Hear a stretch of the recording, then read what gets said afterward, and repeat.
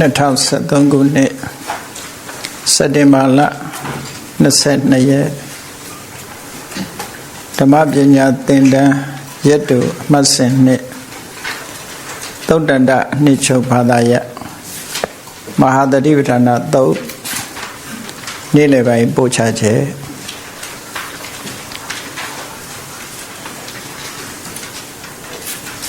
ကာယ ानु ပတနာ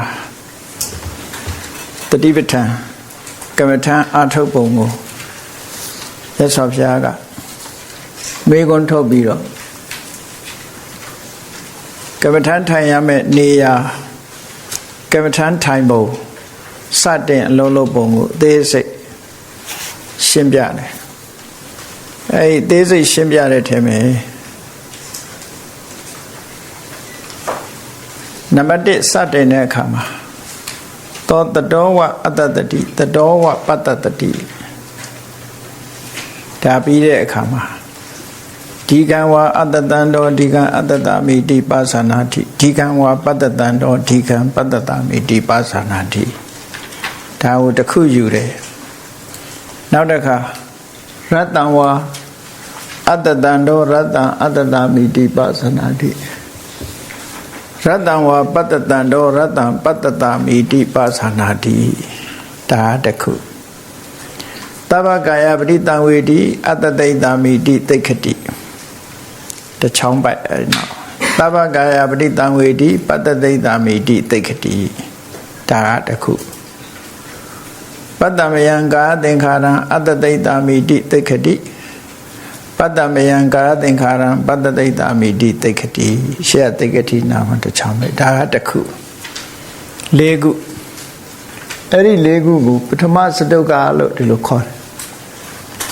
အတ္တတပတ္တတအာနာပါနကမ္မထာကိုစတင်အားထုတ်တဲ့ပုဂ္ဂိုလ်တိုင်းဒီတိုင်းပဲသွားတယ်နော်ဒီ၄ခုကနေစတင်သွားတယ်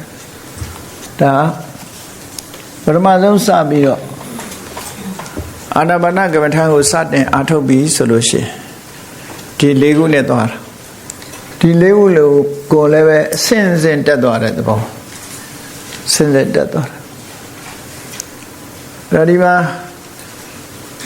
အာနာပါနတတိကမ္မထာအာနာပါနကမ္မထာကိုစတင်အားထုတ်တဲ့ပုဂ္ဂိုလ်တိုင်း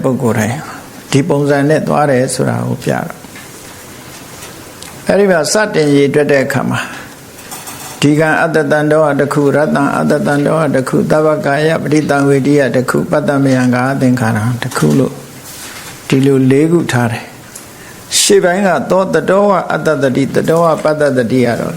ကမ္မထာစတင်တဲ့အလုပ်ပဲရှိသေးတယ်တတိနဲ့ကြိုးစားလို့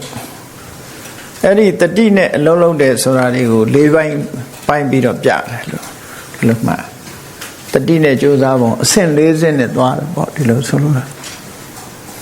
အဆင့်၄ဆင့်နဲ့အာနာပါနဆိုတာအာနာအပါနအာနာဆိုတာဒီမှာအာနာပါနနဲ့အတ္တတပတ္တတစကားလုံးနှစ်ခုဟာအာနာကဒီထွက်တဲ့ဝင်တဲ့ပါဏကထွက်တဲ့ဒီလိုယူတာလည်းရှိတယ်အဲ့ဒီမှာအဆိုလေးကွဲနေတာရှိတယ်နော်အာနာကပထမဆုံးဖြစ်တာလို့ဆိုလို့ရှိရင်တော့သူကထေရထဲမှာမှတ်ချက်ရေးထားတာအာနာကပထမဆုံးဖြစ်တဲ့ဟာဆိုတော့ပထမဆုံးဖြစ်တာဟာဝင်သက်ကပထမဆုံးဖြစ်တာလားထွက်သက်ကပထမဆုံးဖြစ်တာလားပထမဆုံးဖြစ်တာကိုအရင်ဆိုတယ်နော်အဲ့ဒီမှာဒီမိခင်ဝမ်းကမွေးဖွားလာတဲ့ပုဂ္ဂိုလ်ဒီမှာတဲ့သူကပထမဆုံးဟာထွက်သက်ကစဖြစ်တယ်လို့ပြောတယ်နော်ဒါတော့ဒီစားတဲ့ဆိုကိုပြောတာနော်ပထမဆုံးမွေးဖွားလာတဲ့အခါမှာအတွင်းထဲကလေအပြင်ထွက်သွားတယ်ပြီးတော့မှရှုသက်ဝင်လာတယ်လို့ဒီလိုဆိုတယ်ရှုသက်ဝင်လာဒါက ဆိုတခုအဲ့တော့ဝိနည်းထက္ကရာမှာသူကဘယ်လိုဆိုတော့လို့ဆိုအတ္တတပတ္တတမှာအတ္တသောတိဘဟိနိခမနဝါတော်လို့အပြင်ထွက်တဲ့လေထုတ်တဲ့လေကိုအတ္တတလို့ခေါ်တယ်ပတ္တတကြတော့အတွင်းဝင်တဲ့လေဒါကဘာဖြစ်လို့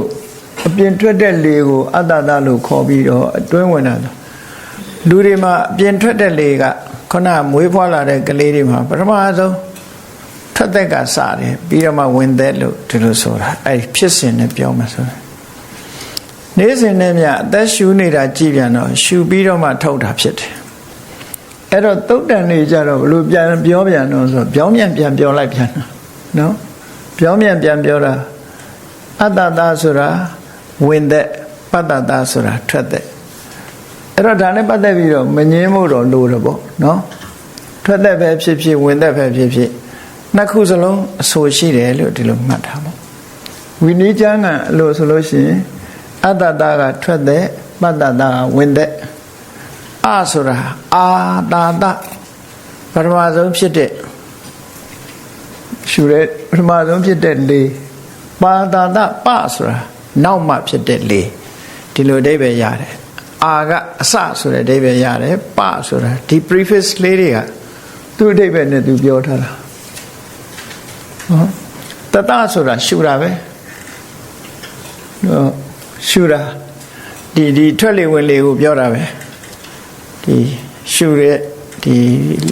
လေကိုဆိုလိုတယ်ရှုတာပဲဖြစ်ရှိုက်တာပဲဖြစ်ပေါ့လေလူတွေရဲ့ဒီဖြစ်တဲ့နှာခေါင်းမှာဖြစ်တဲ့လေတွေကိုသူကပြောတယ်အစဆုံးဖြစ်တဲ့လေကိုအတ္တတနဲ့အာနာနဲ့တူတယ်ပတ္တတနဲ့အပါနာနဲ့တူတယ်အာနာပါနာအာနာအပါနာအတ္တတပတ္တတဒါတော့တစ်လုံးစီအာနာပါနာအာနာအပါနာဒီနှစ်ခုတွဲလိုက်တဲ့အခါအာနာပါနာကမ္မထံလို့ဒီလိုခေါ်လေးရှိကြတာအာနာပါနတတိကမ္မထံဆိုလို့ခေါ်တယ်အဲ့တော့အာနာပါနတတိကမ္မထံဆိုပြီးတော့အာနာပါနာလည်းမပြဘဲနဲ့အတ္တတပတ္တတပြနေတယ်လို့စိတ်ထဲမှာဒီလိုမအောင်မိတ်နေတယ်အာနာနဲ့အတ္တတနဲ့တူတူပဲပါဏနဲ့ပတ္တတနဲ့တူတူပဲလို့ဒီလိုဆိုတယ်အဲ့တော့မွေးဖွားလာတဲ့ကလေးတွေကိုကြည့်ပြီးတော့ပြောတဲ့အခါကျတော့အတ္တတကိုထွက်သက်လေပတ္တတကိုဝင်သက်လေလို့ဒီလိုခွဲတယ်တခါသုတ်တန်ကျမ်းနေကြတော့ဒီကမ္မထလို့အားထုတ်တဲ့ပုဂ္ဂိုလ်တွေအတွက်အတ္တတကဝင်သက်လေပတ္တတထွက်သက်လေလို့ဒီလိုဆိုတာပေါ့နော်အဲ့တော့ဝိနည်းတက္ကရာကသူကဘဝမှာအစကိုရည်ရွယ်ပြီးတော့အတ္တတလို့ခေါ်လိုက်တယ်ထွက်တာကိုဘဝမှာစတင်တဲ့လူတွေရဲ့ဘဝတစ်ခုစတင်တဲ့အခါမှာဖြစ်တာထွက်သက်ကစတာမဟုတ်သူထွက်သက်ကိုအတ္တတအာနာလို့ဒီလိုခေါ်လိုက်ပြီးတော့နောက်မှဖြစ်တဲ့ဝင်သက်ကိုတော့အပါဏနဲ့ပတ္တတလို့ဒီလိုခေါ်လိုက်တယ်ဒါဝိနည်းရဲ့အဆိုဘဝတစ်ခုအစဆိုတဲ့ပုံစံမျိုးပြောတာသုတ်တန်ကြတော့ပြောင်းပြန်ပြောတယ်လို့ဆိုတာသုတ်တန်ကြတော့အာနာပါနတတိကမ္မထံကိုအားထုတ်တဲ့ပုဂ္ဂိုလ်တွေအတွက်ရည်ရွယ်ပြီးတော့ပြောတာလို့အဲ့တော့ဒီတစ်ခုဟာနှမျိုးလုံးဆိုတဲ့အတွက်ကြောင့်ရောထွေးသွားနိုင်တယ်ပေါ့နော်တော့ကြောင့်ဝင်သက်ထွက်သက်မှာညင်းနေတတ်သေးတာတို့ဒါဝင်သက်ဟောထွက်သက်နေတကယ်ကတော့ညင်းစရာမလိုဝင်တာပဲဖြစ်ဖြစ်ထွက်တာပဲဖြစ်ဖြစ်သတိထားတတ်ဖို့လိုတယ်ဒါတယောက်နဲ့တယောက်လည်းတူချင်မှတူမှအကုန်လုံးလိုက်ပြီးတော့ research လုပ်ထားတာမှမဟုတ်တာပဲတချို့ကအရင်ထွက်ပြီးမှနောက်ကဝင်ရင်လည်းဝင်မှာပဲပြောလို့မရဘူးလေ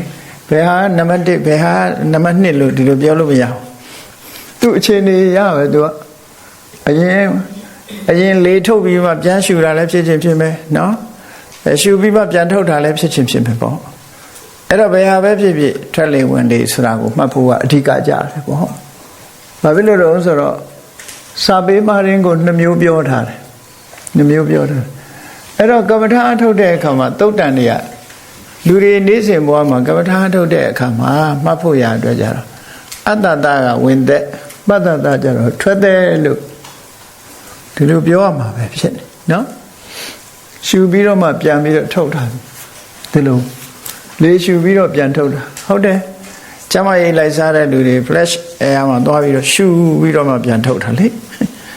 ထုတ်ပြီးမှရှူတာမှမဟုတ်တာပဲ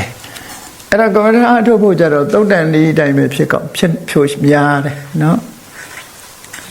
အဲ့တော့သုတ်တန်ဒီအတိုင်းဖြစ်ဖို့လိုတယ်အဲ့တော့ကိုယ့်ဘကိုပါဠိစကားရဲ့အဓိပ္ပာယ်ကိုပြောတာဒါကအတ္တတပတ္တတအာနာပါနရဲ့အဓိပ္ပာယ်ကိုပြောတာအဲ့တော့ဗမာစကားကျတော့ရှုပ်ထွေးကြမရှိဘူးထွက်လေဝင်လေဆိုရှုပ်ထွေးကြမရှိဘူးလေဘယ်သူကအစထွက်ရင်ထွက်လေလို့ပဲမှတ်ဝင်လေလို့ပဲမှတ်ဗမာစကားကျရှုပ်ထွေးကြမရှိဘူးနော်အင်္ဂလိပ်စကားမှာလည်း breathe in breathe out လို့ဒီလိုရေးတာသူက breathe in breathe out in out နဲ့သွားတာအဲ့သူကလည်းရှုပ်ထွေးကြမရှိဘူး inhalation exhalation ရှုပ်ထွေးကြမရှိဘူး in နဲ့ x နဲ့ခွဲထားတာဘယ်သူလဲရှုပ်ထွေးကြမရှိဘူးဗမာလည်းရှုပ်ထွေးကြမရှိဘူးဒီပါဠိမှာကြတော့ဒီစကားလုံးကသူကနှစ်မျိုးခွဲပြီးအဓိပ္ပာယ်ဖွင့်နေတယ်အဲ့ဒါကြောင့်မလို့မွေးဖွားလာတဲ့တတ္တဝါတွေကြတော့ကပ္ပတိယကမိခင်ဝါကထွက်လာလို့ရှိရင်ထွက်သက်ကအရင်ဖြစ်တယ်ပြီးတော့မှဝင်သက်ကလာတယ်လို့ဒီလိုဆိုတာဘိုက်ထဲမှာလေတွေကအသက်ကမရှူရတော့သူကခိုးနေရတော့ဘိုက်ထဲကလေတွေကိုအရင်ထုတ်ပစ်ပြီးမှသူကပြန်ရှူလို့ရမှာကိုသဘာဝအဲ့တော့ပြင်ဘက်ကတွေကရှူဆိုထွက်တော့ပြီးမှတစ်ခါပြန်ပြီးတော့လေပြင်ဘက်ကကမ္ဘာလောကကြီးလေနဲ့စတင်မိတ်ဆက်တာဒါလို့ဆိုလို့တော့နော်သူကအဲ့ဒီကမှစတာအဲ့တော့ထွက်ပြီးမှရှူလို့ရတယ်ဆိုတာလေသဘာဝတော့ကြာသူ့ထဲမှာငါကဝင်နေတယ်မရှူဘဲနဲ့ဝင်နေတဲ့လေတွေရှိအောင်မှာဟုတ်အဲ့တော့အဲ့ဒီမရှူဘဲနဲ့ရောက်နေတဲ့လေတွေကိုအရင်ထုတ်ပြပြီးတော့မှနောက်အသစ်ဆိုရှူလို့ရမှာပဲဒါအဲ့တော့ဒါကအတ္တတပတ္တတကိုထွက်သက်လို့ပြောတာဟာဒီလူဝစတင်တဲ့ပုဂ္ဂိုလ်တွေအတွက်အနေနဲ့ရည်ရွယ်ပြီးတော့ပြောတာဟာကမ္မထာအထုတ်ဖို့ကြတော့အတ္တတကဝင်တဲ့ပတ္တတာထွက်သက်လို့ဒီလိုပဲဆိုရမှာနော်ရှူတယ်ရှိုက်တယ်ဒါဘောဓုတ္တတစ်ခုပြောပြတက္ကရာတွေမှာလည်းဒီတိုင်းဆိုထားတာရှိတယ်ပေါ့ကဲအဲ့တော့တတိထားပြီးတော့ရှူတယ်တတိထားပြီးတော့ရှိုက်တယ်အဲ့တော့ရှူတယ်ရှိုက်တယ်ဆိုတဲ့အသုံးဟာအဲ့ဒါနဲ့မရှင်းဘူးဆိုရင်ရှူသွင်းတယ်ရှိုက်ထုတ်တယ်သို့မဟုတ်အတ္တတတိဝင်သက်ကိုဖြစ်စေတယ်ပတ္တတတိထွက်သက်ကိုဖြစ်စေတယ်နော်ရှုသွင်းတယ်ရှုထုတ်တယ်ကြတော့လေဗမာလိုအဓိပ္ပာယ်မရှိဘူးရှုတယ်ဆိုတာကအတွင်းကြီးပဲအဓိပ္ပာယ်ရနေတယ်ဗမာစကားမှာနော်ရှုတယ်ဆိုတာအတွင်းဆိုတဲ့အဓိပ္ပာယ်ရောက်နေအဲ့ဒါကြောင့်မလို့ဆရာတော်ကြီးတွေသုံးထားတယ်ဒီမှာရှုသွင်းတယ်ရှိုက်ထုတ်တယ်ရှုရှိုက်ဆိုပြီးတော့နော်လှုပ်ထားတယ်အဲ့တော့ကိုနားလေသလိုပဲသုံးဒေသဘာသာနဲ့အတ္တတတိဆိုတာဒီဝင်သက်ပတ္တတတိဆိုတာထွက်သက်ထွက်လေဝင်လေဒီနှစ်ခုအဲ့တော့ပထမကတော့ဘာမှလုပ်เสียမလို့ဘူးတတိထားပြီးတော့ရှုနေရုံပဲပထမဆုံးတတိထားပြီးတော့ရှုနေရုံပဲရှုတယ်ရှုသွင်းတယ်နောက်ပြီးတော့လေထုတ်တယ်တတိလေးနဲ့ပဲအမြဲတမ်းတတိလေးနဲ့ပဲလုပ်နေုံပဲဒါတတောဝအတ္တတတိတတောဝပတ္တတတိကမ္မထံကိုစတာဒါလေးအဲ့ဒါလေးကိုခက်နေသေးတယ်ဆိုလို့ရှိရင်သူကခဏနဲ့ရှိခိုင်းတယ်ဒါနောက်ပိုင်းမှာဒီရှိခိုင်းတာအထက်ကရာတွေမှာခဏနာနီးဆိုပြီးတော့ခဏနဲ့တွက်ခိုင်းတယ်ခဏနဲ့မှတ်ခိုင်းတယ်ပေါ့ထွက်လေဝင်လေ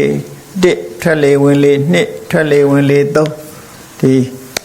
ရှိခိုင်းတယ်သူကထွက်လေဝင်လေ4ထွက်လေဝင်လေ5ဆိုပြီးတော့ဒီလိုရှိတာအဲ့ဒီကနေရည်သွားတာနောက်ဆုံးမှာ9ရင်ရချင်ရမရဘူးဆိုရင်30ဟိုပဲမသွားနဲ့လို့ပြောတာဘာလို့လို့ဆိုရင်လူကခဏပဲစိတ်ရောက်သွားမှာဆိုလို့အဓိကကတော့သိလိုက်တဲ့ထွက်လေနဲ့ဝင်လေကိုသာမှတ်ရအောင်မသိတာကိုမမှတ်ရအောင်သူကအဲ့တော့တစ်ကနေ30ထိအောင်ရည်ပြီးနောက်တစ်ခါတစ်ကပြန်စရည်တစ်ကပြန်စရည်ဒီလိုအဲ့ဗမာပြည်မှာတချို့နီးတွေကအပုံပုံနဲ့နီးရှိသေးတယ်ဒါကတော့ စာထဲမှာတော့မပါဘူးကမ္ဘာတန်းဆရာတွေဘယ်ဆရာထွင်တယ်တော့မသိဘူးလာပြီးငယ်ဒိတ်သွားပုံတယ်နှစ်ဖူးပုံတယ်နေရွက်ပုံတယ်ဒီရှိသေးတယ်အဲ့တော့ပုံထားဆရာတော့မလိုတော့ဘူးလို့ထင်ပါတယ်နော်ပုံထားရင်တကြငါဘယ်နှပုံမိမှမသိဖြစ်အဲ့တော့အဲ့လိုပုံမှုလည်းမလိုတော့ဘူးဒီအရေးကြီးတာဘာလဲဆိုတာကိုသိဖို့ရထွက်လေဝင်လေလေးထွက်တိုင်းတတိရှိနေရလားတတိနဲ့ရှူတာတတိနဲ့ထုတ်တာဟုတ်ကလားတတိနဲ့ရှူသွင်းတယ်တတိနဲ့ထုတ်တယ်ဒီဟာဟုတ်ကလားဒါလေးပဲတတိမပြတ်ဖြစ်ဖို့ရအဓိကခုနကနာနဲ့မှတ်တယ်ဆိုတာလေတိကနေ30ထိငါစိတ်မလွင့်ဘူးဆိုတာလေးကိုသိဖို့အတွက်လောက်ခိုင်းတာ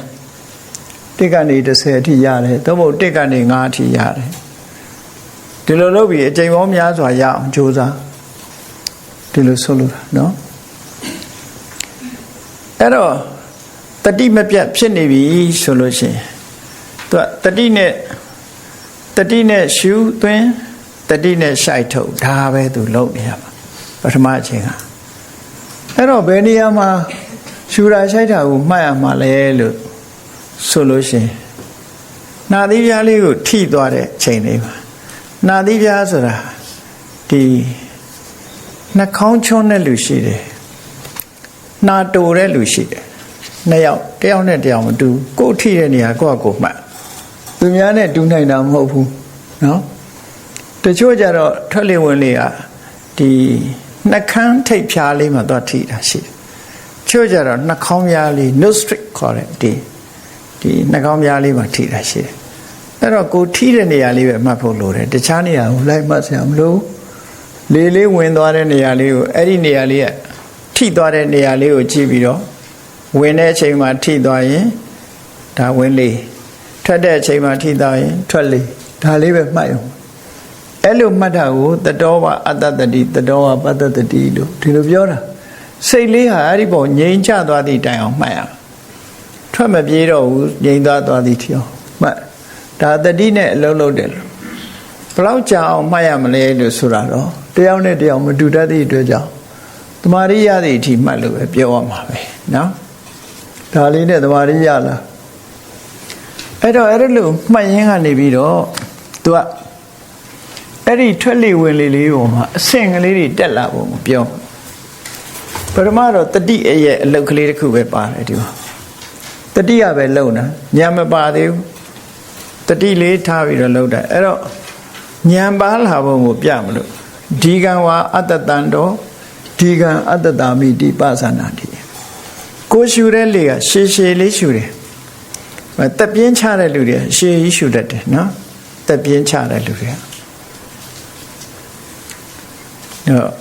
မွေတွေအသက်ရှူတာလို့ရှည်တယ်ရုံလေးတွေကြရှုခက်နဲ့မြန်နေနော်ခွေးတွေလည်းမောနေဟဲနဲ့ဆိုတက်ရှူတာမြန်နေအဲ့ဒီလိုအချိန်ပိုင်းအတိုင်းတာလေးမှာကိုယ်မှဖြစ်တာကိုကြည့်ရမှာနော်ကိုယ်မှရှူတာလေးတွေကိုပဲသူကသိလာတယ်အချိန်ပိုင်းလေးအချိန်တစ်ခုသိလာတယ်ဆိုတော့သူကခုနတတိထားလို့ဒါသိလာတာတတိမထားရင်ဒါသိဖို့မလွယ်ဘူးတတိထားပြီးတော့ရှူလိုက်ရှိုက်လိုက်လုပ်တဲ့အခါမှာဒါသိလာတယ်အဲ့ဒီသိလာတာတိုးတက်လာမှုပဲဒါကြောင့်ဒီကံဝါအတ္တတန်တော်ဒီရှိလျားတဲ့အသက်ရှူမှုအသက်ရှူတာကိုဒီကံရှိစွာအတ္တတန်တော်ရှူသွင်းသည်ရှိသောဒီကံရှိစွာအတ္တတာမိတိရှုသွင်းသည်ဟု၍ပါဇာနာတိတိ၏တမင်လို့ဖို့ပြောတာမဟုတ်ဘူးဒါပုံမှန်လေးပဲရှုနေတာပဲရှုနေတာကိုတွေးကြည့်စရာလည်းမလိုဘူးသူကသူမြင်လာတာဒီလိုပဲဖြစ်ရသူကသူဟာတို့ရှေ့သိလာတို့တာကိုသိလာရှေ့တာကိုသိလာတခါတည်းလူရဲ့အနေထားလည်းမြန်ကျင်တဲ့ခါမြန်မယ်ရှည်ကျင်တဲ့တိုးကျင်တဲ့ခါတိုးမယ်ပေါ့အဲ့မှာဒီကံဝါအတ္တတန်တော်ဒီကံရှိလျားစွာ အတ္တတံတော်ရှုသွင်းသည်ရှိသောဒီကံရှိလျာစွာအတ္တတမိတိရှုသွင်းသည်ဟု၍ပါဇာနာတိတိဤရတ္တအချိန်တိုဒီကံဝါဒီကံရှိလျာစွာပတ္တတံတော်ဝါဒီရှိုက်ထုတ်သောအခါမှာလဲဒီကံရှိလျာစွာပတ္တတမိရှိုက်ထုတ်တယ်လို့ပါဇာနာတိတိဤရှုတယ်ရှိုက်တယ်ဒီတစ်ခုသိတယ်ထွက်လေကိုဖြစ်စေတယ်ဝင်လေကိုဖြစ်စေတယ်ပေါ့ဒါမျိုးဟောပါဇာနာတိလို့ဆိုလိုက်ကြတယ်ကသူကဉာဏ်ဖြစ်လာခုနတတိပဲရှိသေးတယ်တတိနဲ့ရှုတယ်တတိနဲ့ရှိုက်တယ်အခုကြတော့ဒီရှုရှိုက်မှုပေါ်မှာထပ်ဆင့်ပြီးတော့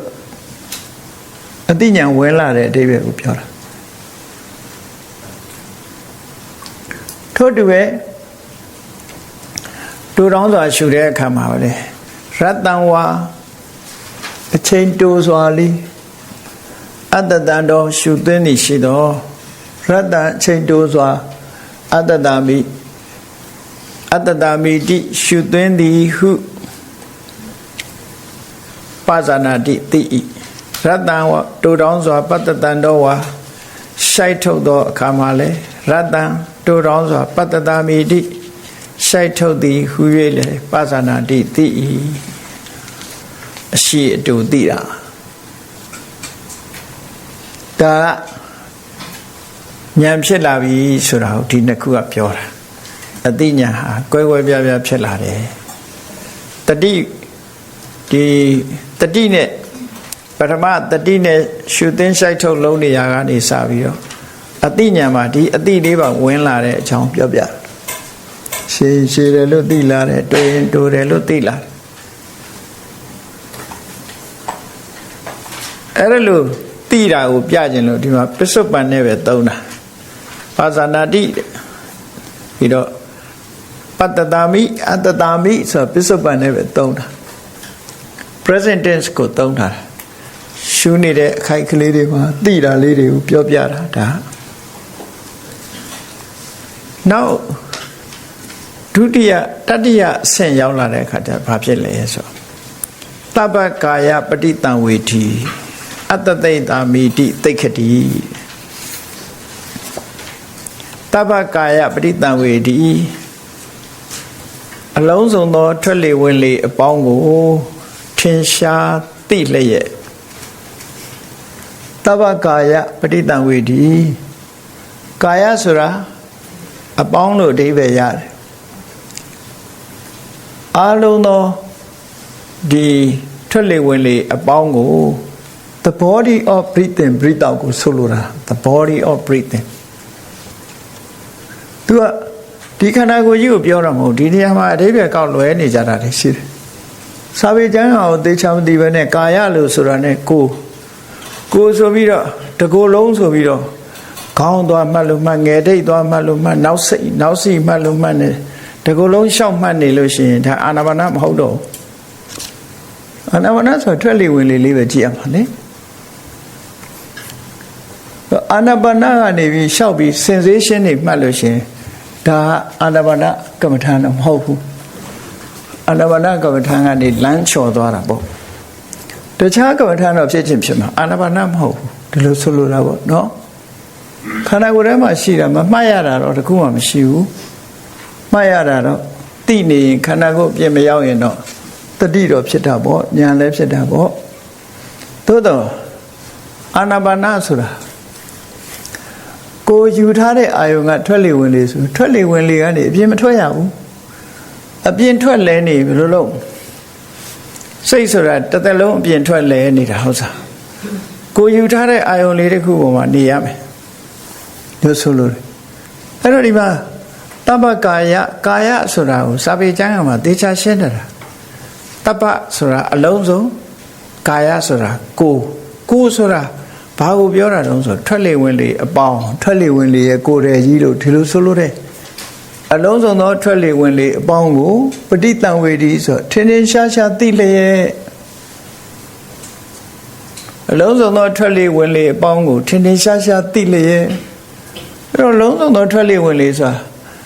ဝင်လေလေးတစ်ခုကိုကြည့်ဝင်စဝင်လေဝင်ဆုံးဟောအစလည်းဆုံး၃ခုရှိတယ် ဘယ်ဟာပဲဖြစ်ဖြစ်စလာတာလည်းသိလိုက်တယ်အဆုံးလည်းသိတယ်အလယ်လည်းသိတယ်ထွက်လေဝင်လေနဲ့ပတ်သက်ပြီးတော့အကုန်သိတယ်လို့ဆိုတယ်ဒီလိုဆိုလိုတာထွက်လေဝင်လေရဲ့အစလည်းအဆုံးဒါကိုတပ္ပကာယအကုန်လုံးသိတယ်လို့ဆိုလိုတာပဲစလေးတော့သိလိုက်ပြီးဟိုဘက်ကျပျောက်သွားတယ်တတိလွတ်သွားတယ်ဒီလိုမဟုတ်ရဘူးပေါ့ဒီအိဗယ်ကိုဆိုလိုတာပေါ့နော်အဲ့တော့တပ္ပကာယပဋိသင်္ဝေဒီအလုံးစုံသောထွက်လေဝင်လေအပေါင်းကိုထင်ထင်ရှားရှားသိလျက်ဆိုထင်သိတာပို့ပြီးတော့ထင်ရှားလာတယ်အသိဉာဏ်ဟာပို့ထင်ရှားလာတယ်ဒါဉာဏ်ဖြစ်လာတယ်ခုနကတော့ရှည်တာလေးလောက်သိတယ်တူတာလေးလောက်သိတယ်ရှည်တယ်တူတယ်ပဲသိတယ်ဒါကြတော့လုံးဝမလွတ်တော့ထွက်လေဝင်လေအပေါင်းအားလုံးကိုသိတယ်ပဋိသင်္ဝေဒီဆိုတာကိုတချို့ကြတော့တံဝေဒီဝေဒဆိုတာခံစားတယ်လို့ထင်ပြီးတော့ဒီထွက်လေဝင်လေနဲ့ပတ်သက်ပြီးဝေဒနာဆိုပြီးတော့သွားရှုတာလည်းရှိတယ်ဒီပဋိသင်္ဝေဒီကခံစားတာကိုပြောတာမဟုတ်ဘူးပဋိသင်္ဝေထင်တော်ပါကတံကရွန်တော်လို့စာပေထဲမှာတေချာဆိုထားတာပေါ်ပေါ်လွင်လွင်ထင်ထင်ရှားရှားသိတာကိုပဋိသင်္ဝေဒီဒီပဋိသင်္ဝေဒီကခံစားတယ်ဆိုတဲ့အ내လည်းမရှိဘူးမဟုတ်ရှိတယ်ဝိမု ക്തി ဒုက္ခပဋိသင်္ဝေဒီဆိုတဲ့စကားကြတော့ဝိမု ക്തി ချမ်းသာကိုခံစားလျက်လို့အဲ့ဒီမှာကြတော့ဒီလိုဘာသာပြန်ရတယ်ခံစားတယ်လို့ဘာသာပြန်ဒီမှာကြတော့အလုံးစုံသောအတ္တတပတ္တတအထီးအတွေ့ကိုခံစားလျက်လို့ဒီလိုဆိုတာမဟုတ်ဘူးဒီနေရာမှာလဲဘာသာပြန်လွဲမှားသွားပြီးတော့ကမ္မထာအာယုံလွဲမှားသွားနိုင်တယ်ပေါ့လွဲမှားသွားတယ်ဆိုတာခုနပြောသလိုအာနာပါနကိုလုံးနေတာအာနာပါနသွားမှတ်တာကဝေဒနာနုပဒနာဘုရားကဟောတာဒါကာယ ानु ပဒနာလို့ခေါ်တာလေအဲ့တော့ကာယ ानु ပဒနာကနေပြီးဝေဒနာ ानु ပဒနာဆိုတာမြေထားကြီးလမ်းချော်သွားတယ်လို့ပဲလမ်းချော်တာပဲလမ်းကြောင်းပေါ်တော့မဟုတ်တော့ဘူးပေါ့နော်လမ်းကြောင်းပေါ်မဟုတ်တော့ဘူးချော်သွားတယ်လို့ပြောအာနာပါနကမ္မထာလို့ခေါ်လို့မရဘူးဒီလိုဆိုလို့တယ်အဲ့တော့ဒီ၄ချက်ဟာထွက်လေဝင်လေနဲ့ပဲပတ်သက်တာဖြစ်ရမယ်ဒါကြောင့်မို့တပ္ပကာယပဋိသင်္ဝေဒီအလုံးစုံသောထွက်လေဝင်လေဆိုတဲ့ကာယကိုထင်ထင်ရှားရှားသိလျက်ကြည့်အနာဂတ်နဲ့လှုပ်တာဒီချက်အတ္တသိတ္တာမိရှုသွင်းမယ်လို့အတ္တသိတ္တာမိဣတိရှုသွင်းမယ်လို့တိက္ခတိကြိုးစား၏ဟောဒါကြတော့ဝီရိယပါလာပြီသောတော်ပြောထားတယ်မဟုတ်လားအာတာပိတမ္ပဇာနောတတိမှာကမ္မထာထုတ်ပြီဆိုရင်ဒီ၃ချက်တတိရှိရမယ်ပညာရှိရမယ်လုံလရှိရမယ်ဆိုတာပထမဆုံးတတိဒုတိယပညာအခုဝီရိယထပ်ထဲတာပထမဆုံးတတိအရင်လာတယ်တတိလာတဲ့အခါပညာဝင်လာတယ်ပညာဝင်လာပြီတတိနဲ့ပညာဝင်လာတဲ့နောက်မှာဝီရိယထပ်ပို့ရဒီလိုဆိုလို့ဝီရိယထပ်ထည့်လိုက်တာဒါကြောင့်တပ္ပကာယပဋိသင်္ဝေဒီအလုံးစုံသောထွက်လေဝင်လေအပေါင်းကိုထွက်လေဝင်လေအလုံးစုံသောဝင်လေအပေါင်းကိုထင်ရှားသိလျက်ထင်ရှားပြုလျက်အတ္တသိတ္တာမိတိရှုသွင်းမည်ဟူ၍တိက္ခတိကျင့်ကြံကြုတ်ကုတ်အထုတ်၏တပ္ပကာယပဋိသင်္ဝေဒီအလုံးစုံသောထွက်တဲ့အပေါင်းကိုထင်ရှားသိလျက်ပတ္တသိတ္တာမိတိ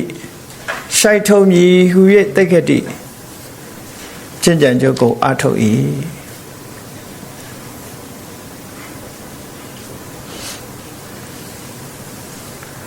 ပါဠနာတီတုန်းကပညာဖြစ်ပုံကိုပြောတာအခုကျတော့ပညာပဋိသင်္ဝေဒီကထင်ရှားသိဆိုတော့ပညာ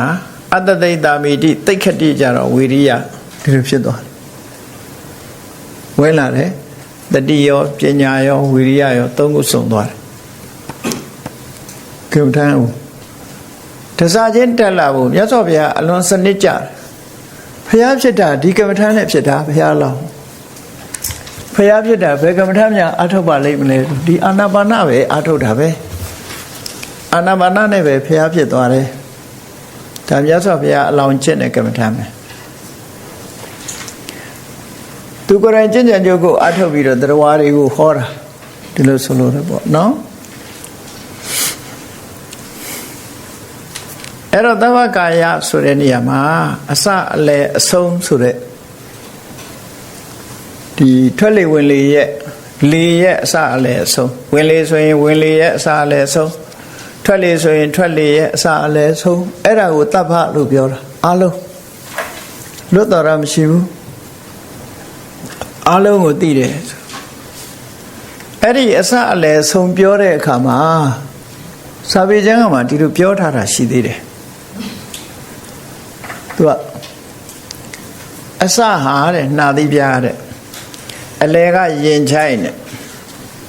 အဆုံးကချက်လို့ဒီလိုပြောတယ်အဲ့တော့ခုခေတ်ထွက်လေဝင်လေဆိုတာအဆုတ်ကသွားတယ်ဆိုတာသိကြတယ်ပေါ့နော်ဆုတ်ကတီးနှာခေါင်းရှူလိုက်တဲ့အခါအဆုတ်ထဲရောက်သွားတာချက်တွေဘာလို့ရောက်တာမှမဟုတ်တာရင်ကြိုင်တဲ့လည်းရောက်တာမှမဟုတ်တာအဲ့တော့ဘာလို့ဒီလိုပြောရတာလဲလို့ဆိုလို့ရှိရင်လှုပ်ရှားတာကိုကြည့်ပြောတာလေကိုပြောတာမဟုတ်ဘူးနော်တက်ရှူလိုက်တဲ့အခါကျတော့ပိန်နဲ့ဖောင်းနဲ့မှတ်တာတောင်မှပဲချက်နာဖောင်းလာတာလို့ရှူလိုက်ရင်ဖောင်းလာတာလို့ရှိုက်ထုတ်လိုက်ရင်ပိန်သွားတာလို့ဖြစ်တာ effect နဲ့ရွယ်ပြီးတော့ပြောတာလို့နားလည်ရမယ်အဲ့ဒါလို့နားမလည်လို့ရှိရင်ဒါကြီးကမှားနေတဲ့ရောင်ရောင်တို့ကလို့သူကထင်းလာတတ်တယ်နော်တခါတလေကျတော့သူကလှုပ်ရှားမှု effect ကိုကြည့်ပြီးတော့ပြောတာဒီနှာသီးပြားရှူသွင်းလိုက်တဲ့လေဟာအဆုတ်ထဲရောက်တာတဘာဝအဆုတ်ထဲကနေပြီးတော့အဲ့ဒီနော်ဒီတန့်စင်ထားတဲ့လေမျိုးပေါ့အဲ့ဒီကနေပြီးတော့မှဒီရှိုက်ထုတ်တယ်ဆိုတာခန္ဓာကိုယ်ထဲမှာညဉ့်ညမ်းတဲ့လေတွေကိုရှိုက်ထုတ်လိုက်ပြီးတော့တန့်စင်တဲ့လေတွေကိုပြန်ရှူသွင်းတယ်ရှူသွင်းလိုက်ရှိုက်ထုတ်လိုက်အဆုတ်ထဲနဲ့အဆုတ်နဲ့ပဲသွားနေတာချက်ဆိုတာမရောက်ဘူးသို့တော့ရှူသွင်းလိုက်တဲ့အခါမှာဖောင်းတက်လာတယ်ဘိုင်းရှိုက်ထုတ်လိုက်တဲ့အခါချက်သွားတယ်အဲ့ဒါကိုကြည့်ပြီးတော့ရှူသွင်းတဲ့အချိန်မှာနှာသီးပြားဘယ်မှာသွားဆုံးလို့ဆိုတော့ဖောင်းသွားတဲ့ချက်ဘိုက်ပေါ့ဘိုက်လို့ဆိုလိုတာပါပဲပြန်ထုတ်လိုက်ရင်လည်းဘိုက်ကနေပြန်ထွက်လေကြတော့အစကအချက်အလယ်ကရင်ချိုက်နှာသီးပြားကအဆုံးနော်ဝင်လေကြတော့နှာသီးပြားကအစရင်ချိုင်းကအလယ်ချက်ကအဆုံးသူကဒီလိုဒါစာထဲမှာဒီလိုပဲရေးထားတယ်အဲ့ဒါလိုရေးထားတာဟာဒီအဆုတ်ထဲမှာသာလေဝင်နေဆိုတော့ဒီကနေ့ခေတ်အဆုတ်ရဲ့အလုပ်ကိုသိတဲ့ပုဂ္ဂိုလ်တွေပြောတဲ့စကားနဲ့ဆန့်ကျင်နေတယ်လို့ဒီလိုထင်ကောင်းထင်လိုက်မယ်သို့တော့ဒီနေရာကမ္မထာထုတ်တဲ့ပြောတာလေကအဆုတ်ထဲရောက်တယ်မရောက်ဘူးပြောတာမဟုတ်ဘူးလူတယောက်ရဲ့ဒီဝင်လေရဲ့လှုပ်ရှားမှုတွေနဲ့ပတ်သက်ပြီးပြောတာဒါနော်ဝင်လေရဲ့လှုပ်ရှားမှုကိုပြောတာထွက်လေရဲ့လှုပ်ရှားမှုကိုပြောတာဒီလိုယူရဒီလိုဆိုလိုတာပေါ့အဲ့တော့ဆိုလိုတာလှုပ်ရှားသွားတဲ့နေရာတွေကိုသာကြည့်တာကို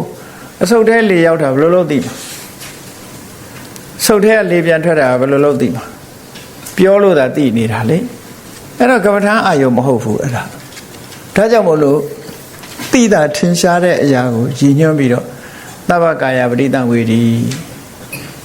ဒီလိုဆိုလိုတာလို့ဒီအဓိပ္ပာယ်ကိုယူရတယ်တချို့ကအဲ့ဒါကြီးဟာခက်မမီဘူးမှားနေတယ်လို့ထင်ကြတာတွေရှိလို့ပြောပြတယ်စာဆိုတာတခါတလေကျတော့ဘာကိုရည်ရွယ်ပြောတာလဲဆိုတာကိုနားလည်ဖို့လိုသေးတယ်နော်နားလည်ဖို့လိုတယ်တခါသဗ္ဗကာယကိုခန္ဓာကိုယ်ကြီးတစ်ခုလုံးဆိုပြီးတော့ sensation တွေလိုက်မှတ်တဲ့နီးစနစ်တွေလည်းရှိနေတယ်ပေါ့အဲ့တော့သဗ္ဗကာယကို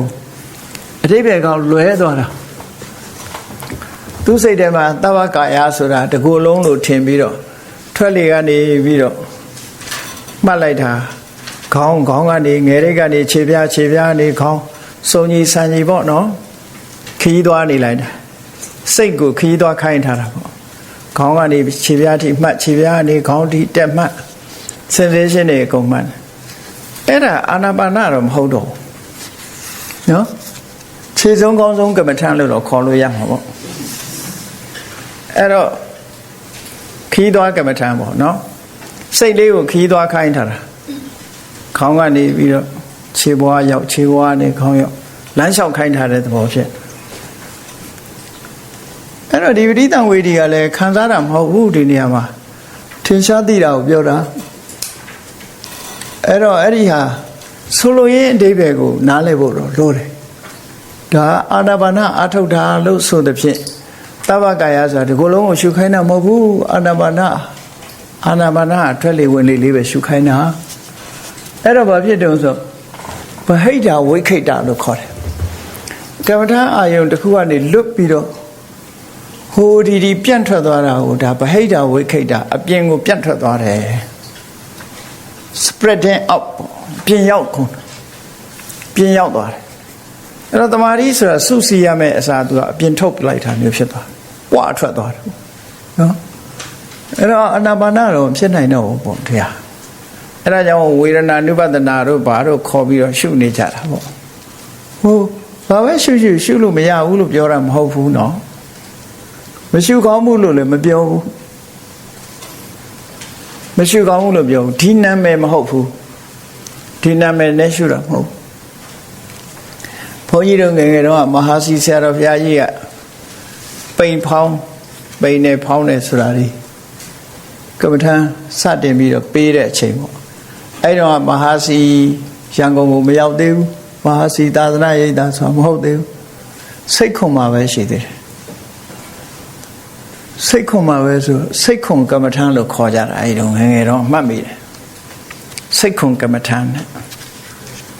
ဒီရွှေဘိုနားလေးကစိတ်ခွန်ရောမှာအဲ့တော့စိတ်ခွန်ကမ္မထံကိုပိန်ဖောင်းကမ္မထံလို့ဆိုပြီးတော့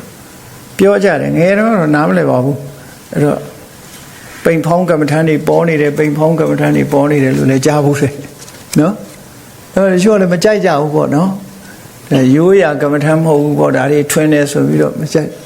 တကယ်ကတော့ပိန်နေဖောင်းနေဆိုတဲ့ကမ္မထံမဟာစီဆရာတော်ထွင်းတာမဟုတ်ဘူးပထမဆုံးဗမာပြည်မှာစထွင်းတဲ့ပုဂ္ဂိုလ်ကမင်းကွန်းစီတော်ဆရာတော်ကြီးစထွင်းတာလို့တရားသူ့ရဲ့အရင်ဘသူထွင်းတယ်တော့မသိဘူးမင်းကွန်းဆရာတော်ကြီးကစတယ်လို့တော့အဲ့လိုတော့သိရတယ်မဟာစီဆရာတော်ကအဲ့ဒီမင်းကွန်းဆရာတော်ကြီးရှိသွားပြီးတော့တရားအထုတ်တာတရားအထုတ်တော့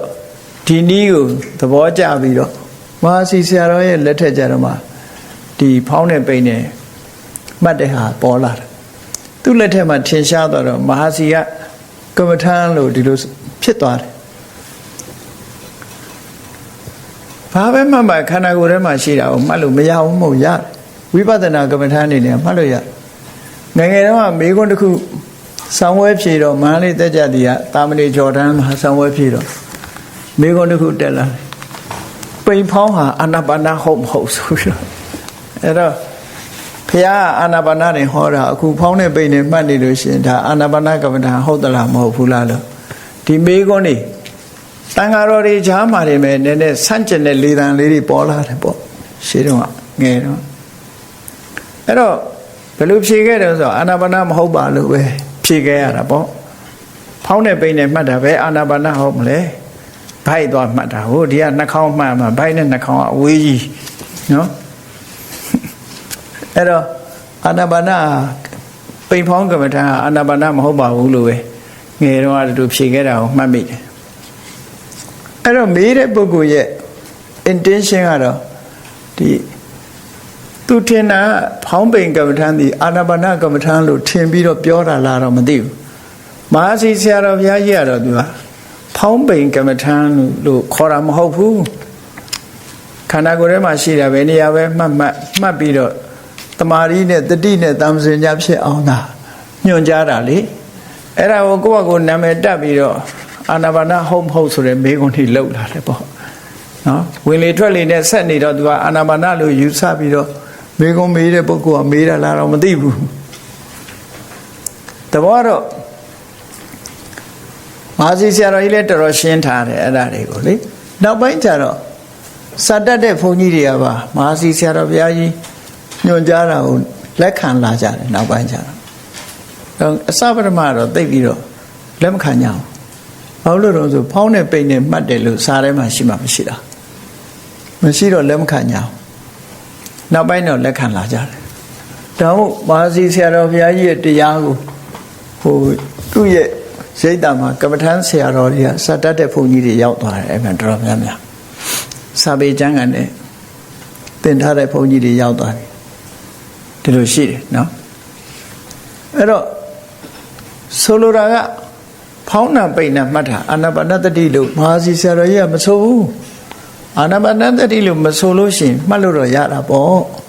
နော်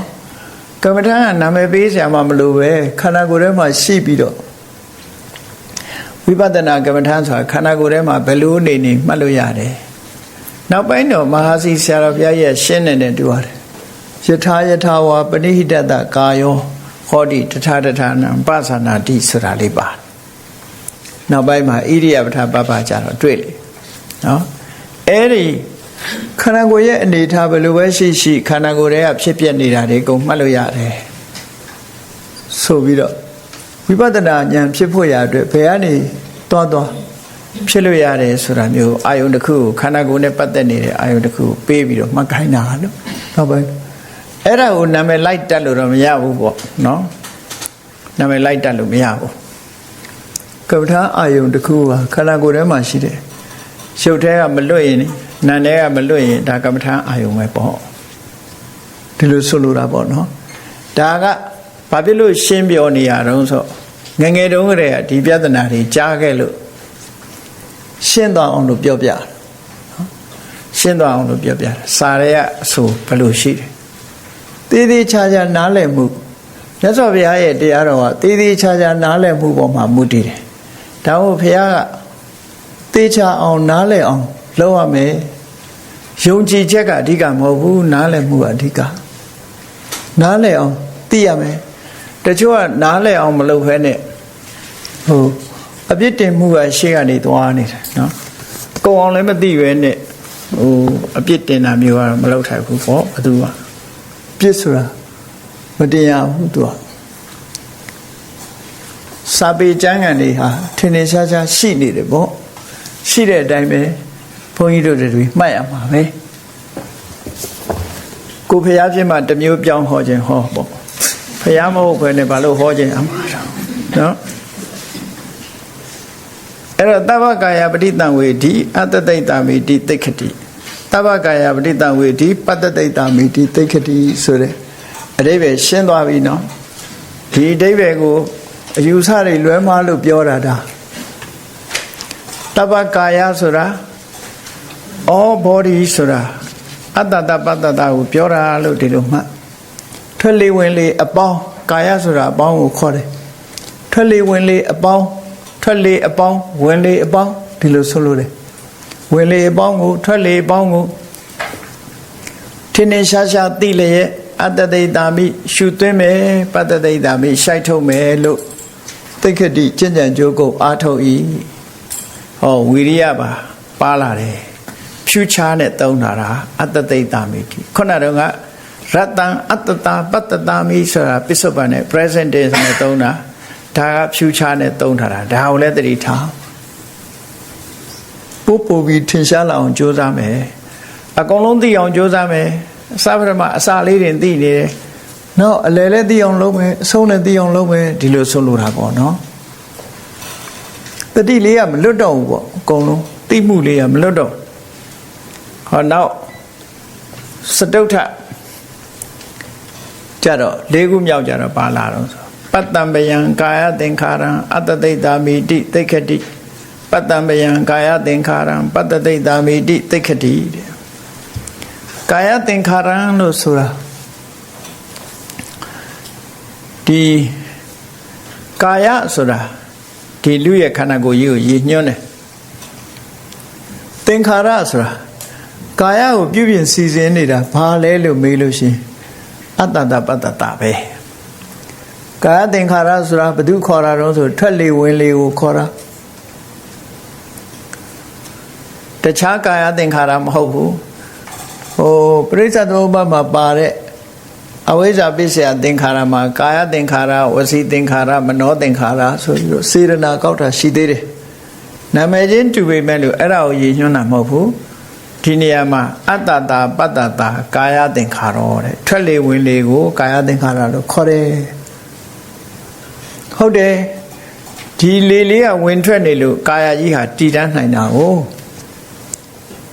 ဒီလေလေးမဝင်မထွက်ရင်သိသွားမှာပေါ့ဒါကြောင့်မလို့ကာယသင်္ခါရကာယကိုပြုပြင်ထိမ့်သိမ့်ပေးနေတဲ့ဝင်လေထွက်လေဟုတ်တယ်လေတံလေးကိုရှူရှိုက်မကောင်းတဲ့လေတွေကိုထုတ်ပြစ်မြဲတမ်းရှူသွင်းလုံးနေရမတန့်ပြတ်တဲ့လေတွေအသွေးထဲရောက်သွားရင်အဆိပ်ဖြစ်နိုင်တယ်ဒါကြောင့်မလို့ဒါတွေတန့်တာပြတ်တာလေးတွေကိုရှူရှိုက်ပေးတယ်ခုခေတ်နဲ့ပြောအောက်ဆီဂျင်တို့ဘာလို့ပေါ့နော်အဲ့ဒါလို့တန့်တဲ့လေလေးတွေဖြစ်လာ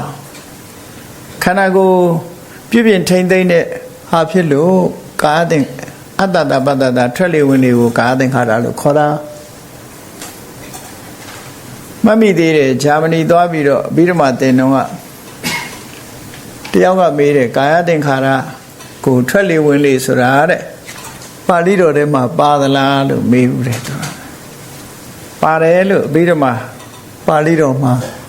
သင်္ခါရယမိုက်မှာဆိုလို့ရှိရင်အတ္တတပတ္တတာကာယသင်္ခါရောလို့စာထဲမှာပါတယ်ကိုခါနောက်သုတ္တံပါဠိတော်ထဲမှာလည်းပဲလို့သုလဝေဒနာတုတ်မှာလည်းပဲအတ္တတပတ္တတာကာယသင်္ခါရောဆိုတဲ့စကားပါတယ်လို့ဟောအဲ့အကိုအကားရှိတယ်ဒါကြောင့်မို့ကာယသင်္ခါရံကာယသင်္ခါရလို့ဆိုတဲ့ထွက်လေဝင်လေကိုပတ္တံဘယံငြိမ်သက်သွားစေအောင်ငြိမ်သက်သွားအောင်အတ္တဒိဋ္ဌာမိရှုသွင်းမိဟူ၍တိက္ခတိခြင်း၏ကာယသင်္ခါရံထွက်လေဝင်လေဆိုတဲ့ကာယသင်္ခါရကိုပတ္တံဘယံငြိမ်သက်သွားအောင်ပတ္တဒိဋ္ဌာမိရှိုက်ထုတ်မယ်ဟူ၍လည်းတိက္ခတိခြင်းကြံကြိုးကိုအထုတ်၏ဒါတမင်ငြိမ်သောအောင်လုပ်တာမဟုတ်ဘူးတမာရီစွမ်းအားတွေတတိစွမ်းအားတွေပညာစွမ်းအားတွေမြင့်လိုက်တဲ့အခါကျတော့ထွက်လေဝင်လေဟာသူကပျောက်သွားတဲ့လောက်ထိအောင်ငြိမ်သွားတာဟုတ်တယ်လေလူတွေကြည့်ပါလားလမ်းလျှောက်ပြန်လာရင်ပြေးပြီးတော့ပြန်လာလို့ရှိရင်လူရဲ့ထွက်လေဝင်လေဟာဟောဟဲနဲ့ဖြစ်ဟောတဖြည်းဖြည်းနားယူပြီးထိုင်လိုက်တဲ့အခါကျထွက်လေဝင်လေကတိမ်မွေ့သွားတာအဲ့ဒီတိုင်းပဲကမ္မထာစတင်အာထုတ်ခါသာထွက်လေဝင်လေဟာကြမ်းတမ်းနေသေးတယ်တတိတွေပညာတွေတမာရီတွေဝီရိယတွေအဲ့ဒါတွေရောနေနေစဉ်အချိန်တုန်းကမှတ်နေတုန်းကထွက်လေဝင်လေဟာပြန်ကျဲနေသေးတယ်ဟိုကြမ်းနေသေးတယ်တဖြည်းဖြည်းတမာရီကောင်းလာတဲ့အခါထွက်လေဝင်လေလေးကတိမ်မွေ့သွားတာတိမ်မွေ့သွားတာဘယ်လောက်တိမ်မွေ့သွားတော့ရှူတဲ့လူကိုယ်တိုင်ကရှူမရှူသေးရဲ့လားလို့ဘေးကလူတဲ့လူတွေကဒီလူအိမ်များနေသလားလို့ထင်ရလောက်အောင်တိမ်မွေ့သွားတယ်အဲ့ဒီလိုတိမ်မွေ့သွားသည့်အထိကြိုးစားလို့ပြောတာငါလေးလေးကိုချုပ်ပြီးတော့ငြိမ်တော့လုံးမယ်လို့သွားမလုံးလို့နဲ့အဲ့ဒီလိုလုပ်ခိုင်းတာမဟုတ်ဘူးဒါသဘာဝတမာရီတွေစိတ်တွေတည်ငြိမ်မှုတွေအားကောင်းလာလို့ရှင်ထွက်လေဝင်လေဆိုတာစိတ်ကြောင့်ဖြစ်တာစိတ်ကြောင့်ဖြစ်တဲ့ထွက်လေဝင်လေဟာစိတ်ကတိမ်မွေ့သွားသည့်အတွက်ကြောင့်တိမ်မွေ့တဲ့စိတ်ကထုတ်လုပ်လိုက်တဲ့ဒီထွက်လေဝင်လေဟာလည်းတိမ်မွေ့သွားတယ်ဒီလိုဆိုလိုတာနော်စိတ်တိမ်မွေ့သွားလို့ထွက်လေဝင်လေကတိမ်မွေ့သွားတာစိတ်မတိမ်မွေ့တဲ့အခါကြည့်လေတက်ပြင်းကြီးခဏခဏချတက်ပြင်းချနေရင်တော့အဲ့ဒါစိတ်ကတော်တော်လေးကိုဟိုလှုပ်ရှားနေတဲ့သဘောပြနေတယ်နော်တက်ပြင်းနေခဏခဏချအဲ့တော့စိတ်ငြိမ်းချမ်းပြီးတော့နေတဲ့ပုဂ္ဂိုလ်ရဲ့ထွက်လေဝင်လေကိုယ်ကမှတ်နေတဲ့အခါကျတော့တတိတွေဝီရိယတွေတမာရီတွေပညာတွေဒါတွေကစိတ်ကိုငြိမ်ဝတ်သွားအောင်လုပ်ထားတာတွေဆိုတော့ထွက်လေဝင်လေလေးကလည်းငြိမ်ဝတ်သွားတယ်အဲ့လိုငြိမ်ဝတ်သွားတဲ့အခါမှာထွက်လေဝင်လေကပျောက်သွားတယ်လို့ဖြစ်ပြီးတော့ယောဂီပုဂ္ဂိုလ်အနေနဲ့မှတ်နေကြဟာလေးကပျောက်သွားတော့ဘာမှရမှမသိဘဲနဲ့ရောင်ဝါးဝါးဖြစ်သွားတတ်တယ်ရောင်ဝါးဝါးဖြစ်ရင်ပြန်ဖော်ရမယ်လို့ဆိုထားတယ်နော်ထွက်လေဝင်လေလေးချုပ်သွားပြီဆိုပြီးတော့ပြန်ဖော်ရပြန်ဖော်တဲ့နည်းတွေလည်းပေးထားတယ်အဲ့ဒါတတိလိုက်မမိတာ ထွက်လေဝင်လေငြိမ်သက်သွားတာကိုသူ့ရဲ့တတိနဲ့ပညာကလိုက်မမီတာလိုက်မမီတော့တတိကလွတ်လွတ်နေတဲ့အခါကျတော့မဖမ်းနိုင်ဘူးအဲ့လောက်ငြိမ်သက်သွားတာကို तू မဖမ်းနိုင်အဲ့မဖမ်းနိုင်လို့ထမရဲ့မြန်မာပြည်မှာတချို့ကမ္မထာနည်းတွေကြတော့တခါလဲရှူရှဲနဲ့တခါလုံးကိုစူးညံနေအောင်ရှူရှဲတာလည်းရှိသေးတယ်ပေါ့နော်ပို့ပြီးတမာရိရတယ်ဒါကတော့နီးတွေကတော့အမျိုးမျိုးပေါ့ကိုယ်နဲ့ကြိုက်တဲ့နီးပဲကိုရွေးပေါ့နော်ကိုယ်နဲ့ကြိုက်တဲ့နီးပဲကိုရွေးအဓိကကတော့တမာရိရဖို့ရယ်ပညာဖြစ်ဖို့ရယ်ဒါအရေးကြီးဆုံးပဲဘယ်သူဟာ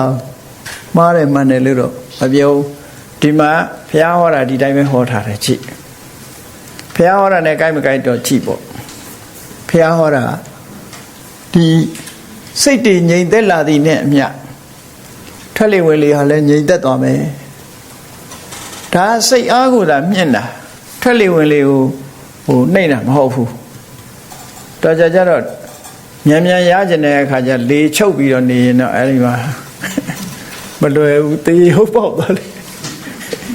လေချုပ်တာလို့ကတော့ထွက်လေဝင်လေကိုချုပ်တာလို့မရဘူးเนาะငါထွက်လေဝင်လေလေးဟာတိမ်တိမ်ဝင်ဝင်လေးဖြစ်သွားအောင်ဆိုပြီးတော့သွားချုပ်မထားလိုက်နဲ့သူကသူသဘာဝအတိုင်းရှုပါစေသဘာဝအတိုင်းစိုက်ပါစေအသိဉာဏ်တွေတိုးတက်လာလို့ရှိရင်တော့သူကသူတိမ်မွေ့သွားမှာပဲစိတ်တိမ်မွေ့သွားရင်တိမ်မွေ့သွားမှာပဲစိတ်ကြမ်းနေသေးရင်တော့ကြမ်းမှာပဲဒီလိုဆိုလို့တယ်နော်အဲ့ဒါဟာသူ့အဓိပ္ပာယ်လေးကိုသူနားလည်အောင်ကြည့်ဖို့လိုတယ်ပေါ့ကာယသင်္ခါရထွက်လေဝင်လေဆိုတဲ့ကာယသင်္ခါရကိုဒီနေရာမှာကာယသင်္ခါရဒီကာယသင်္ခါရဝင်လေဆိုတဲ့ကာယသင်္ခါရကိုပတ္တံပယံငြိမ်ဝတ်သွားစေလျက်အတ္တဒိဋ္ဌာမိရှုသွင်းပြီးဟူ၍တိက္ခတိချင်းကာယသင်္ခါရထွက်လေဆိုတဲ့ကာယသင်္ခါရကိုပတ္တံပယံငြိမ်ဝတ်သွားစေလျက်ပတ္တဒိဋ္ဌာမိရှိုက်ထုတ်မယ်လို့တိက္ခတိချင်းဤစင့်ဒါလောက်သွားပုံလေးကိုပြောပြတယ်အဲ့ဒါအာနာပါနကမ္မထာဟာအဲ့ဒီဆင့်ရောက်သွားပြီဆိုရင်တတိတွေဉာဏ်တွေဒီတမာရီတွေစွမ်းအားတွေအမှန်တန်ကောင်းသွားမှဒီအဆင့်ကိုရောက်မှာဒီလိုအဆင့်ကိုရောက်တော့ထွက်လေဝင်လေဟာစမ်းသပ်ပြီးတော့ကြည်ရလောက်အောင်တိမ်မွေ့သွားတယ်လို့ဒီလိုဆိုလို့တယ်အဲ့ဒီတိမ်မွေ့သွားတဲ့ထွက်လေဝင်လေကိုတောင်းမှပဲမလွတ်အောင်မှတ်နိုင်ပြီဆိုရင်တတိတွေအားကောင်းလာတယ်ပညာတွေအားကောင်းလာတယ်ဝိရိယတွေအားကောင်းလာတယ်လို့ဒီလိုဆိုရမှာအဲ့တော့တတိရောဝိရိယရောပညာတွေကအားမကောင်းဘူးဆိုရင်ရှုရှဲပဲလုပ်ပေါ့တဖြည်းဖြည်းအားကောင်းလာသည်ထီအောင်နော်အဲ့လိုဖြစ်တာအဲ့ရှုရှဲနင်းကလှုပ်လို့ရှင်လေမောဟိုက်ပြီးတော့အဲ့ဒါအိပ်ပျော်သွားတာသိတယ်အဲ့ဒီအိပ်ပျော်သွားတာကိုတရားထုတရားမြတ်ရတယ်လို့ယူဆရင်တော့လေဒုက္ခဖြစ်ပါနော်တီဟိုသွားတော့ကအမျိုးသမီးတယောက်ကရှောက်တယ်သူတရားထိုင်လိုက်လို့ရှိရင်တဲ့မကြခင်ပဲသူဘာမှမသိတော့ဘူးတဲ့ထွက်လေအာယုန်တွေလည်းပျောက်သွားတယ်စိတ်လည်းပျောက်သွားတယ်အဲ့ဒါနာမရူပនិရောဓနာယုတ်တွေချုပ်တဲ့နိဗ္ဗာန်ကိုသူရောက်သွားတာလားလို့ဆိုတော့အိပ်ပျော်သွားတာနေမှာပါလို့ပြောလိုက်တယ်ဘယ်နဲ့ထိုင်ချင်းအဲ့ဒါလိုဖြစ်တယ်ဆိုတာအိပ်ပျော်တာလွယ်လို့ဘာဖြစ်မှာတော့နော်နိဗ္ဗာန်ဆိုတာသင်္ခါရအာယုံပျောက်ပြီပဲစိတ်ကနိဗ္ဗာန်ကိုအာယုံပြုတ်နေတာပဲအဲ့ဒီတည်းမှာနိဗ္ဗာန်အာယုံကတိမ်မွေးသည့်အတွက်ကြောင့်အာယုံပြုတ်တဲ့စိတ်ကလည်းအလွန်တိမ်မွေးတယ်သူဟာနိဗ္ဗာန်ကိုသိနေတဲ့စိတ်ကတော့ရှိရမှာပေါ့မရှိဘူးရုပ်ရောနာရောအကုန်ချုပ်သွားပြီဆိုတာကတော့ဒါအိတ်သွားတာပဲဖြစ်မှာပဲမသိတော့ဘူးဆိုရင်တော့နော်ဒါပဲရှိမှာပဲကဲအောက်ကထင်ရှားအောင်လို့ဥပမာနဲ့ပြောပြမယ်တရားထာပိဘိက္ခွေဒက္ခောဗမကာရောဝဗမကာရံတေတိဝါဒီကံဝါအင်္စံတော်ဒီကံအင်္စာမိတိပဇာနာတိတချောင်းပိုက်ရတ္တံဝါအင်္စံတော်ရတ္တံအင်္စာမိတိပဇာနာတိတဲ့ဘိက္ခွေယံတို့တေထာပိဥပမာအဖြင့်ဒက္ခောလုပ်ငန်းကျွမ်းကျင်သောကျွမ်းကျင်မှုဆိုတာနေရာတကာလိုအပ်တယ်နော်မကျွမ်းကျင်တဲ့လို့ရင်ကိုယ့်အကာဖြစ်မှာပဲဘယ်ကိစ္စပဲဖြစ်ဖြစ်ကျွမ်းကျင်အောင်ဒါမို့တက်ခေါ်လုပ်ငန်းကျွမ်းကျင်သောဗမကာရောဗမကာရဆိုတာဖိုးဆွဲတဲ့လူနော်ဗဘဲသမားဖိုးဆွဲတာ ဖဲခုခေတ်တော့အဲ့ဒါတွေတိတ်ပြီးလုံးတော့ပါအောင်ထမရနော်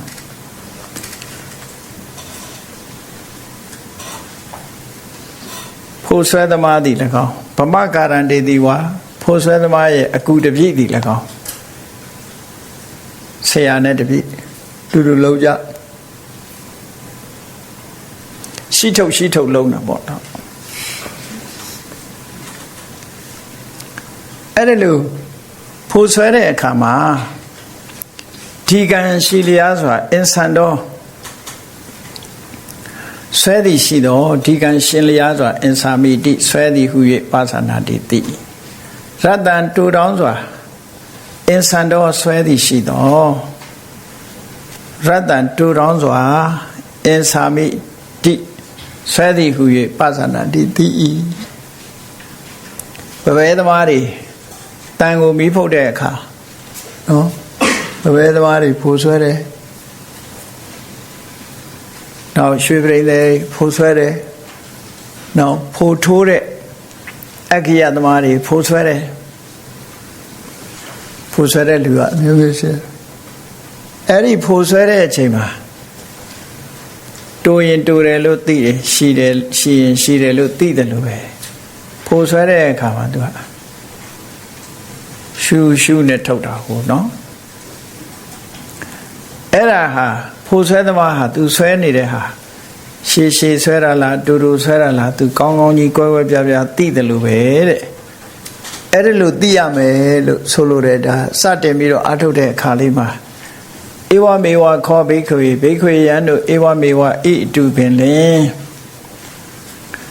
ဘိက္ခုယောဂီယဟန်သည်ဒီကံရှိလျားစွာ